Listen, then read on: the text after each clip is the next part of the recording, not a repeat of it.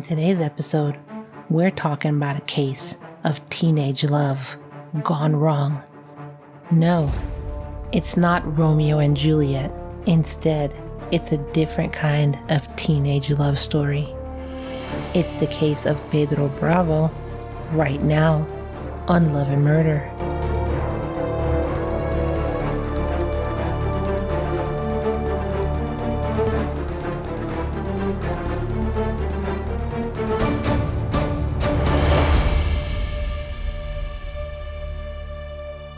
Welcome, everyone. Welcome to a new episode of Love and Murder, the weekly true crime podcast discussing relationships gone terribly wrong, where our motto is, you're either someone's last love or their first murder. I am your host, Kai, and this show discusses true crime cases told in the form of a story with mystery and suspense. Yeah, my voice cracked there. You heard that. Be sure to subscribe to Love and Murder on Spotify, Apple, or whatever platform you're on so you don't miss any cases. In today's episode, I'm talking about a case of obsession and murder. But first, I wanted to remind you to head on over to our exclusive group at patreon.com/love and murder. In our upcoming bonus this week, me and Shar, remember Shar, did a fun little episode for you answering, am I the asshole? You don't want to miss it because we want to hear what your thoughts are on that as well. Join the lambs at www.patreon.com/love and murder. Now, on to the show. Pedro Bravo was born to parents Azucena Duque and Pedro Bravo Sr. But beyond that, there's not a whole lot of information out there about his childhood or his family background. What we do know is that he attended Doral Academy Preparatory School in Florida.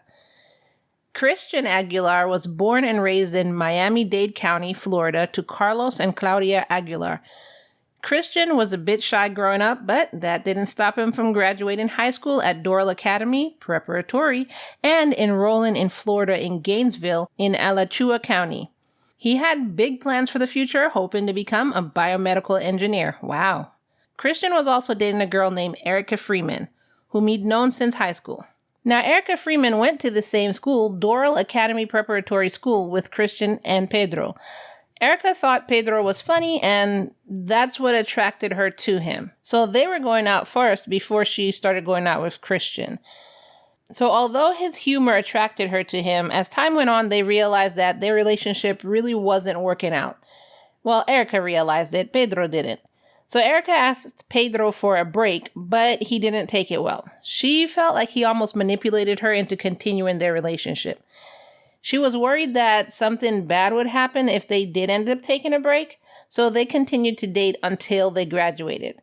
And then Erika moved to Gainesville to enroll in Santa Fe Community College.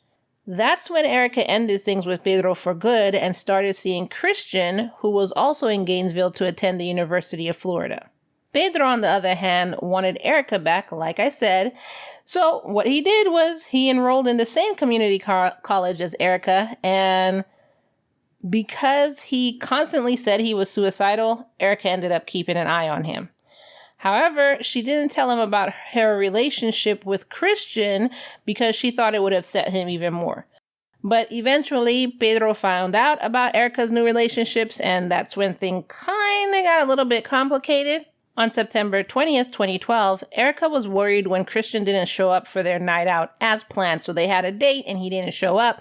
So she called his parents, asked his parents if they had seen him. They said no, and then they went to the police and filed a missing persons report. Look, that's the kind of friends I want. Immediately, they didn't even wait. Detective Randy Roberts from the Gainesville Police Department was called to investigate the case. He spoke to both Pedro, who had accompanied Erika to the police station, and he spoke to Erika herself. Pedro told Detective Roberts that he'd been feeling depressed and had suicidal thoughts, and he figured that talking to someone might help, so he'd called up Christian. He said that they drove around talking, and then he and Christian had gone to Best Buy to get a Kanye West CD. And on the way back, they picked up a hitchhiker, just randomly, who was described as a man in his 50s or 60s with gray hair. According to Pedro, the hitchhiker was fiddling with duct tape in the backseat of the car. Okay, wait, I'm sorry. I pick up some random dude on the side of the street and he's in my backseat just with duct tape and I'm just like, well, how are you, guy? Are you okay? Like, tell me more about yourself. Are you serious? Anyway, so he's messing with duct tape in the backseat and to them this seems normal, allegedly. Later on, after they dropped off the hitchhiker, Pedro and Christian had an argument about personal issues, and Christian asked to be let out of the car. Pedro said he dropped him off on the side of the road near a business that sold four-wheel vehicles, and right across the street was like this wooded area, and he claimed that's the last time I saw Christian. So, as the last person to have seen Christian, Pedro was a crucial part of the investigation. Detective Roberts asked Pedro to show him like the exact route that he and Christian had driven the day before. And during this interview, Pedro actually told detectives that he currently, like right now, he was having suicidal thoughts. So following standard protocol, which is the Baker Act, Pedro was taken into custody for a 72-hour hold to determine if he was a danger to himself. Now, according to the website, the best drug and alcohol rehab of Florida at www.tpoftampa.com, the Baker Act is a law in Florida that was created in 1972 to establish legal procedures for the involuntary examination and treatment of individuals with mental illness. This law was put into place to prevent the indiscriminate admission of individuals to mental health institutions and to ensure that people are only admitted to such facilities with just cause. The Baker Act allows for a mental health professional to initiate an involuntary examination if they believe a person is a danger to themselves or others or is unable to care for themselves. The Baker Act encourages individuals to seek voluntary mental health help. However, if an individual is not open to voluntary treatment for a severe mental health crisis, family members, health professionals, law enforcement, or others can ask the circuit court for an involuntary mental health examination. The involuntary examination period cannot exceed 72 hours for adults and 12 hours for minors. Within that time, a clinical psychologist or a physician experienced in the diagnosis and treatment of mental health disorders must examine the individual. End quote. So that's what the Baker's Act is, and that act is strictly in Florida. Initially, a search team looked for Christian in the woods near the four-wheeler shop where Pedro admitted to dropping him off, and searchers wanted to thoroughly search but also quickly search because if Christian was out here and if he was out here and hurt, he would have to deal with like dangerous animals. Like, this is Florida, dude. There's alligators, water moccasins, rattlesnakes, and so much more. It's Florida. Look, if you find anybody from Florida, just ask them. When Christian wasn't found in the woods, investigators had to consider that maybe the hitchhiker who was in the backseat chilling and fiddling with, duct tape had possibly taken Christian. The search had to expand to an ear unit, and hundreds of volunteers, including Christian's family from Miami, joined. But there was no trace of Christian or the hitchhiker they had picked up. Because honestly, I don't think there was a hitchhiker. But that's just me. Let's see how this unfolds. During this time, people tried to call Christian's phone, and investigators even tried tracking it. Detective Matthew Goeckel? Goeckel?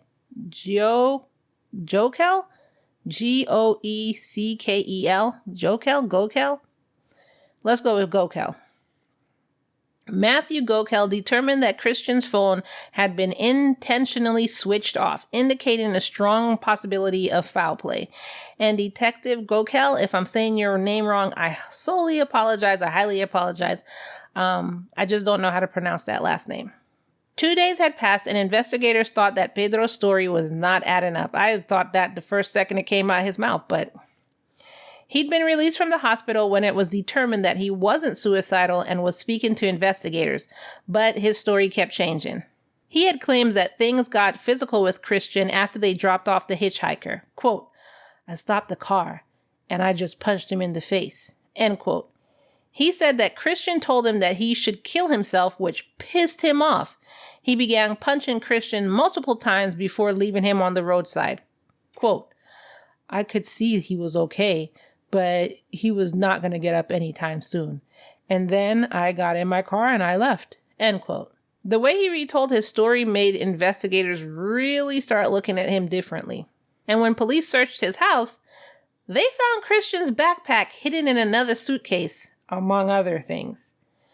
During the search, they also found something that made them look at the entire case differently. So it's like every time they look at something dealing with Pedro, they're looking, oh my God, oh my God, oh my God. So what they found was a journal documenting Pedro's obsession with Erika and his plan to get her back. There's a plan? You have a plan to change somebody's mind? Okay. Quote, the situation between Pedro and Christian was very strained because Pedro felt like he had tried to go behind his back and date Erika. End quote.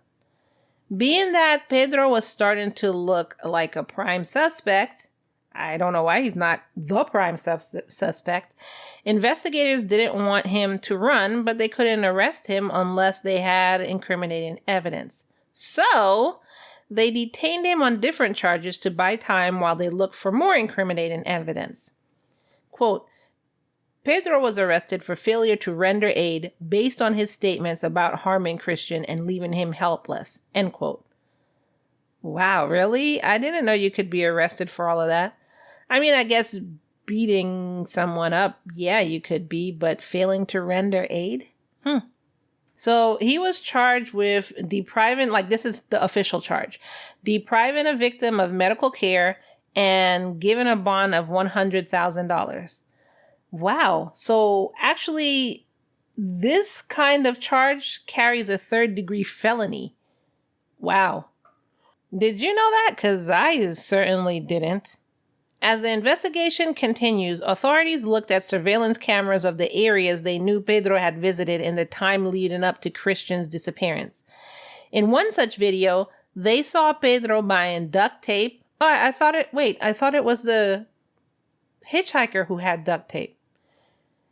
Anyways, they saw him buying duct tape, a knife, a shovel, and sleeping pills just a couple days before the disappearance. Investigators immediately got a search warrant for Pedro's car, and the search of the car led to the discovery of a Gatorade bottle and a roll of duct tape. Further investigation determined that the dirt and limestone on the undercarriage of the car were from Levy County. Oh my God, this is some like TV CSI stuff. On October 12th, after more than 3 weeks of searching, 2 searchers found remains after smelling something that resembled a decomposing animal. Now, I've never smelled a decomposing animal, but y'all, this story, don't judge me. I put some stuff in storage, and I guess I didn't remember in a container that I had some meat in there. Oh, the smell, when I came to check my storage unit, the smell, the stench. Ugh. So, I had to start emptying it. I had to figure out what was going on. I had no idea. But anyway, I'm guessing that's what a decomposing animal might smell like. My God. They then found a shallow grave with human remains in it and called the sheriffs. Sheriffs came and saw remains that was face down with the ankles, wrists, and neck bound in duct tape. Upon investigation, they found clothes near the skeletal remains that matched the clothes that Christian was wearing when he disappeared. After DNA analysis from the hip joint and dental records, the body was confirmed to be Christian's. I couldn't even imagine how his family felt when that news came out. I can't even. So, like I said, Christian's remains were found in that shallow grave, and it was in Levy County in Florida, which is about only an hour drive from Gainesville. While there was no confirmation regarding the exact cause of death, the medical examiner deemed strangulation as a strong possibility. Investigators also found duct tape near the remains and sent it to the crime lab for analysis. Comparing it to the duct tape found in Pedro's car proved that they were the same roll. So Pedro, how about that hitchhiker, huh? Was it the duct tape, like he was fiddling with duct tape and he left it in your car? And then he still used the duct tape, even though he left it in your car? Maybe he had two rolls. I'm just wondering. Meanwhile, findings from the Gatorade bottle found in Pedro's car suggest that the crime was premeditated. Trace amounts of sedatives were found in it, indicating that he was incapacitated before he was killed. Further evidence from the bloody fluids in Christian's lungs that had seeped into the carpet of the car suggested that he was in fact strangled. Evidence from Pedro's home and journals outlined his plans to win Erika back by, quote, making Christian disappear, end quote. And this only added to the case against him. Both of them were seen at a Best Buy before Pedro allegedly poisoned and strangled him in a Walmart parking lot. Damn. In the parking lot of Walmart? He didn't even try to go somewhere private? Cajones. Cell tower data indicated that around 8 p.m. that night, Pedro was headed in the same direction where the body was eventually found. Pedro had already been arrested on September 28, 2012, but now investigators could charge him with first-degree murder. On August 4th, 2014, Pedro's trial began. Pedro pled, say it with me now, lambs, not guilty, of course. In opening statements, Pedro's lawyer, Michael Rupert, said, quote, Pedro had a history of suicidal ideations, was upset and wanted to talk to his friend. Christian Aguilar told Pedro Bravo, why don't you just go ahead and kill yourself? Pedro reached over and punched his friend, but he did not kill Christian, end quote. Again, still wondering about lawyers. Wish somebody would tell me. And if you don't know what I've been wondering, please listen to prior episodes because I've been wondering this for a while. Prosecutor Brian Kramer showed pictures of Christian's body after it had been found. He also showed surveillance pictures of Pedro and Christian buying the Kanye West CD, as well as high school pictures of Pedro and Christian as friends. Pedro showed no emotions as the pictures went across the screen. During witness testimony, Christian's parents took the stand. Quote, the first conversation I had with him, he told me they had an argument and that he left him. I told police I think Pedro did something to my son. End quote. That was Christian's father. Erika took the stand and said, quote, he was very distraught at the thought of us not being together. There was a lot of crying. It was very hard for him. I thought it was a little strange, but I wasn't sure if it was the norm. It's not like what you see in the movies. End quote. Some classmates testified that they knew he only went to Gainesville to try and get Erika back. They also testified that Pedro would consistently tell them that he was suicidal. Now, I wonder if this was was he really suicidal, or was this just a tactic to kind of like get attention and maybe get Erika back? Like if she heard he was suicidal, she would not leave him, as she didn't. You know what I'm saying? And then, when cops came in, he said he was suicidal. So I wonder if he said that so that they would stop questioning him. And it just seems like at specific points is when he's suicidal. That's why I'm saying this. Don't come at me and talk about, oh, you don't know who's suicidal. I don't. I'm speculating. Further on in the trial, Prosecutor Kramer would go on to show pictures of Pedro buying the shovel, duct tape, etc., as well as showing some of the entries from his journal. And you can actually see these things in our Patreon, so you head on over there, patreon.com/loveandmurder. Quote, every plan has a goal, and this is the goal. His plan is to get her back. He's got to reunite with Erika, end quote. Prosecutor Kramer also showed that Pedro searched numerous times on his computer how to plan a murder. How in the frick do you search for how to plan a murder? Okay, but anyways, he searched for how to plan a murder, how to cut veins, anesthetics, and more. Why don't you just have a poster board saying steps to the murder of Christian Aguilar on your board? Just have this up on your wall. Put the steps there, sign it, Pedro Bravo, and leave it right there. That would have just been easier. That way they would have found the evidence and they just wouldn't have had to like hack into your computer and everything like that. Just quote, he cuts off the air to his airway and blood to his brain. He would later tell someone it took Christian 13 minutes to die.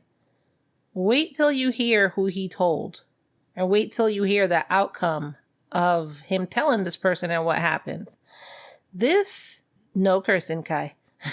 This person sat there and, oh my God, poor Christian. Anyways, Attorney Rupert rebutted saying that, quote, they pulled over and there was a fight. Christian lost the fight, but he was still breathing and alive. Pedro did not kill Christian Aguilar. He had no premeditation to kill Christian Aguilar. The police never investigated anyone else, end quote. A former cellmate with Pedro, Michael Angelo, that's clever. That's not his whole, that's his whole name. First name Michael, last name Angelo. Michelangelo. Now, I know he was a sculptor or painter or whatever, Italian, but when I think Michelangelo, I think Ninja Turtles. But anyway, I still think that was clever on the naming part. Michelangelo. Not so clever on what he is. A convicted gang member who became a jailhouse informant testified that Pedro asked him for help to make it look like the killer was still out there. He said that Pedro admitted to killing Christian because he was dating Erika. He said that Pedro told him that he'd given Christian sleeping pills, that he'd climbed into the back seat of his car and put his belt around Christian's neck and watched the clock on his car for 13 minutes while strangling him. What a cold-blooded son of a... The cellmate's conviction led them to find the shovel used in the crime, further cementing the case against Pedro. What do I always tell you, lambs? Always have every scrap of evidence on or around your person. In addition, document everything on your cell phone or your computer. Finally, tell every and anybody who will listen your crime. Just tell them. He said when Pedro first got to the jail, he would cry a lot and would also just stare at the ceiling. He also said that Pedro had asked him for a pencil so that he could write a suicide note. See what I'm saying? And for a shoelace to commit suicide. This is the other thing. He says suicide. He uses that term suicide at the right moments. And then every time it's like you wrote a letter, a suicide note, and you waited like 10 days. Not saying he should have committed suicide, but I'm just saying, obviously you were looking for it to be found and you put it in a place for it to be found. So the guards found it and he was placed on watch. In the letter, Pedro wrote that he was, quote, a monster for hurting Chris the way he did. Well, actually it said, quote, a monster for hurting Chris the way I did, end quote. On August 14th, 2014, Pedro was found guilty of first-degree murder, false imprisonment, poisoning, tampering with physical evidence, and 3 more charges. In only 4 hours, the jury came back with the guilty verdict and a sentence of life in prison without the possibility of parole. So basically, that's what I was saying when he talked to somebody and what outcome it gave. He sang like a bird to a gang member / inmate. And I guess he figured, this guy's a bad guy. He'll help me out. Yeah, he helped you out, all right. I'm pretty sure he gave that information up to help himself out, just for good behavior or something. But yeah, trusting. Pedro said, quote, I know in my heart and I know in my actions that day, and I know God as well knows that I did not kill Christian Aguilar, end quote. Pedro was sent to Taylor Correctional Institution in Perry, Florida. In September, Attorney Rupert requested a new trial, stating that the state attorney, Bill Cervone, called and asked the other defense attorney, Margaret Stack, for help in getting information about where Pedro had buried the body. Attorney Cervone said, no, I didn't. He denied doing this. Instead, he said she called him with the information. I don't believe that. So she called her opponent and gave him just gave up information.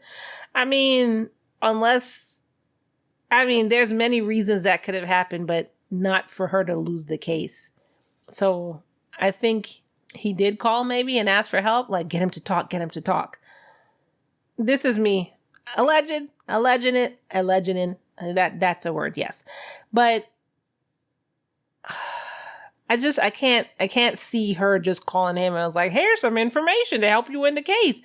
I just can't see that. What do you think? I just can't see that.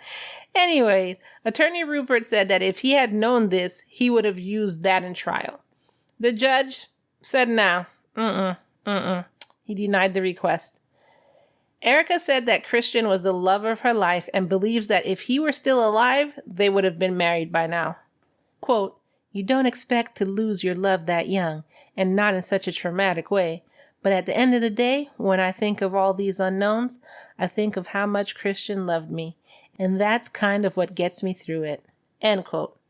In 2017, Erika did graduate from the University of Florida with a BA in Sustainability Studies and currently lives in Kissimmee, Florida, where she works as a donor and engagement administrator for the Heart of Florida United Way. And that wraps up the case of Pedro Bravo and Christian Aguilar. What did you think about this case? Do you think Pedro did it, or do you think the attorney was right that police never looked at anyone else? Throughout the whole thing, I mean, Pedro maintained his innocence, but that happens a lot, even with overwhelming evidence. It could be that you're on camera holding a sign with the date and another sign saying, "I did it," with all the evidence surrounding you, and they'll still maintain their innocence. "I didn't do that. That video was edited. That picture was photoshopped. That's not me. Not my handwriting. It's not my fingerprints. It's not my voice. That's not my face. I'm innocent. Not guilty." But, I mean, he did maintain his innocence. And I don't know. To me, all the evidence pointed to the fact that he did it. Even him talking to that cellmate. Because based on the testimony from the cellmate, they were able to go out and find the shovel. So that tells me that this guy didn't make this up just for some extra years off or anything. So I'd like to hear your thoughts. Please post it in the comments below, or feel free to post it on any social media or go to our website, www.murderandlove.com, and shoot me an SOS. If you like this episode, then please leave me a 5-star review on whatever platform you're currently listening to. Like you're listening to me right now, so just hit 5-star. Just hit it. Just right there on your phone. No, the other one. Yeah, right there. Just hit 5-star. Awesome. Thank you. Don't forget to join the Lambs and I on Patreon. Join today to become an exclusive member of our community and reap the benefits. You get commercial-free, full-length, early-release episodes of Love and Murder, as well as some other extras of whatever we're talking about in the case. So, like, for instance, in today's case, there's going to be pictures of evidence, videos of the interrogation, just whatever's in the case. You also get bonus content like cases about love obsessions or cases about the craziest crimes or serial killer corner. You also get host updates, what's been going on with me and the show, what's coming out, what's happening, and so much more. There are options starting at only $1 a month, but your best investment is for the $5 a month. So come on in. I'd love to have you. Mi casa es su casa. Follow me on social media. All the links are in the show note below. Join us over at our Facebook fan page. You could just search Love and Murder fan page. Everything's in the show notes below, though. You can help me out easily and for free by just sharing this episode. Share with your friends. Share with your mom. Share with your ex-girlfriend. Share with your current girlfriend. Share. And as always, I end each episode by reminding you that it's, say it with me now, all love and no murder, y'all. See you next week. Bye.